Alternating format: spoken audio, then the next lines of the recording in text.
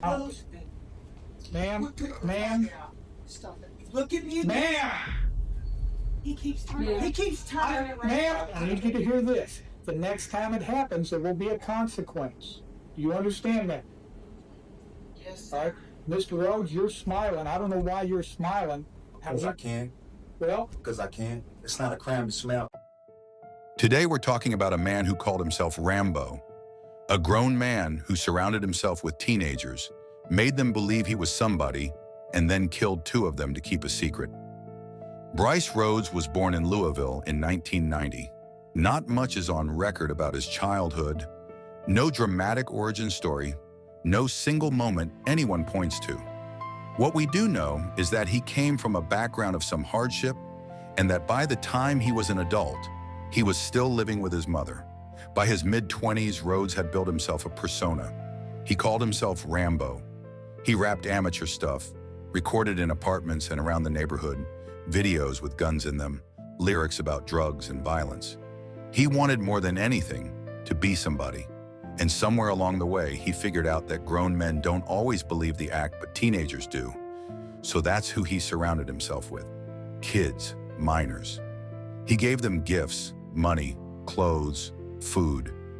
He drove them around. He made them feel like they were part of something, his group, his crew, almost a gang, except Rhodes had never actually been let into one himself. So he built his own, with himself as the boss. 2 of the boys who fell into his orbit were half-brothers. Larry Ordway, 14, an honor student, and Maurice Gordon, who went by Reese, 16. They looked up to Rhodes. According to their family, they genuinely believed the 25-year-old could make them famous, that being around him was a step toward something bigger. Everything about that belief was about to get them killed. On the night of May 4th, 2016, Larry and Maurice were in the car with Rhodes. And Rhodes spotted a man on the street, 40-year-old Christopher Jones, a father of 2, walking home. Rhodes believed Jones was the target of a contract killing, that somebody out there had a bounty on this man's head. He was wrong. Rhodes got out of the car and shot Christopher Jones dead in the street. No payout came because it was the wrong man entirely. Investigators would later say the brothers' admiration for Rhodes curdled into fear. That night they just watched him kill someone over a mistake.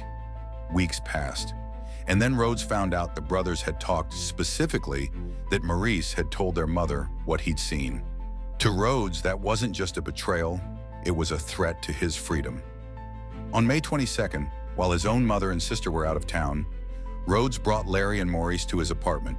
There, according to testimony from one of his co-defendants, an argument broke out.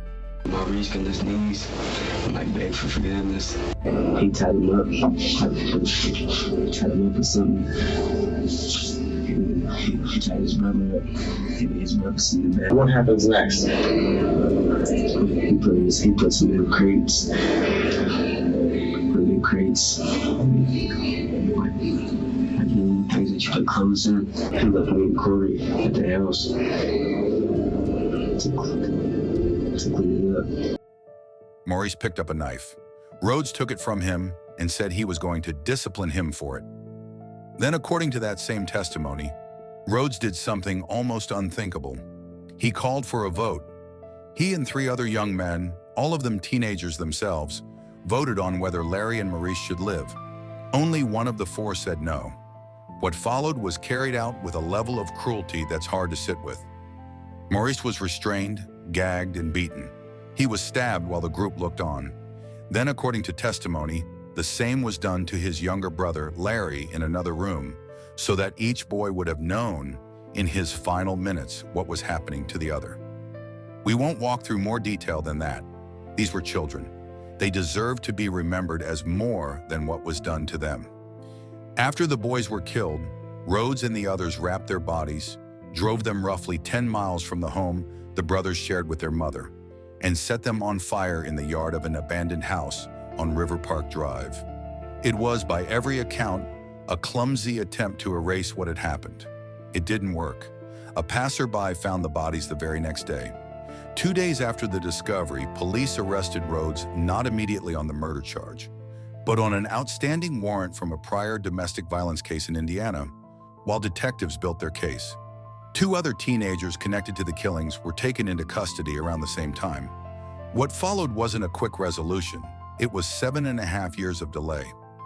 Rhodes's case was pushed back again and again, largely because of his own behavior in court, threatening a judge, spitting on his own attorney, an alleged escape attempt.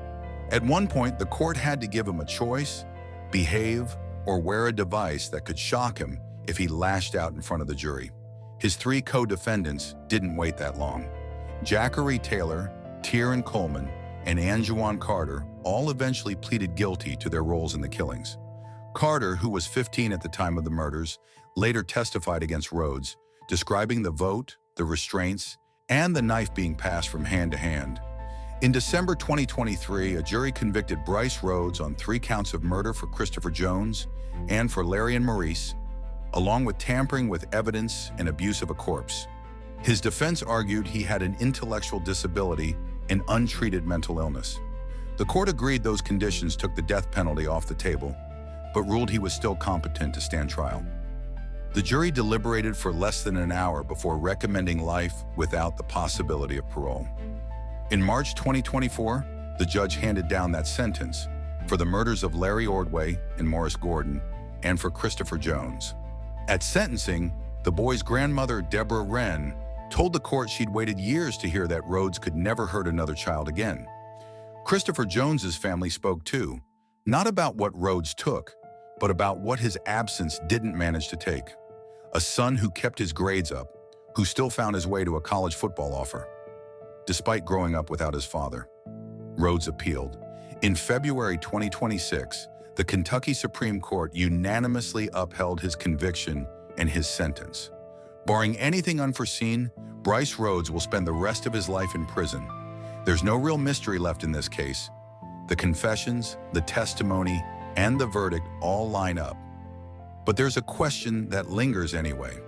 How does a 25-year-old man convince children that he's someone worth dying for? Not through money he didn't really have, or fame he never achieved just through attention and the illusion of power. Larry and Maurice weren't the only teenagers in that room that night. They were just the only 2 who didn't get a say in that vote. If you want us to cover another case like this one, let us know in the comments. And if this is your first time here, consider subscribing. We tell these stories every week, and we try to tell them right.